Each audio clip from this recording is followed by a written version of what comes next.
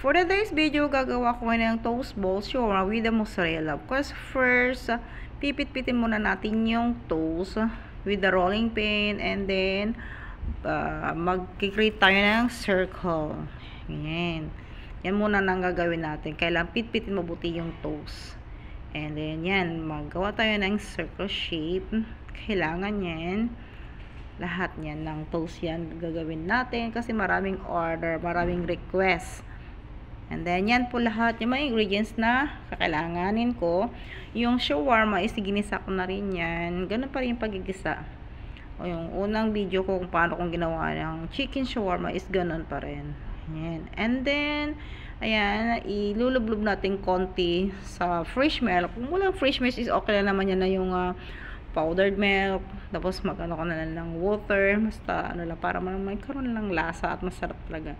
Of course, first bago ako naghawak niyan is na I make it sure na maghugas ng mabuti ng kamay bago maghawak-hawak ng ganyan na pagkain. Ganyan. Ganyan lang po yung pagkagawa. Ayan, lublob lang sa fresh milk.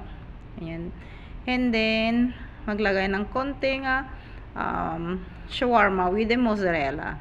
Pinaghalo ko na dyan yung mozzarella para magiging masarap, cheesy sa loob ng palaman ng ating hinumlang bola-bola, diba? Ganyan lang naman. Kahit anong design, pwede naman yung shawarma na half shape ng ganyan pagkagawa.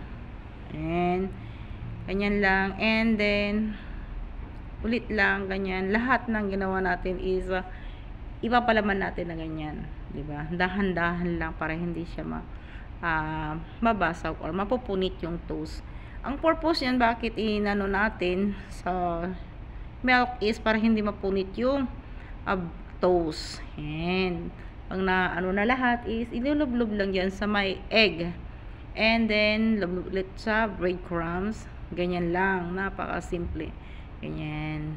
Ganyan lang ang dahan-dahan lang para hindi siya mapupunit yung ating toast.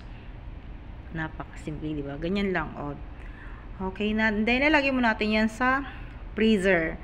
And then, so of course, nag-try ako ng ilang peraso. Matikman kung anong outcome at kalasa niya is I make it sure na masarap, di ba? Mapasado naman sa boss. Kasi siya may request na ganyan ang gagawin Paris coming Ramadan. Kasi kailangan maraming stock na mga ganyan pagkain. Ganyan lang naman yung loob ng ginawa natin. So, trinay kong kinat is ganyan siya. Diba? Sarap. And then, with a coffee na rin. Ayan. Thank you for watching everyone. See you next vlog.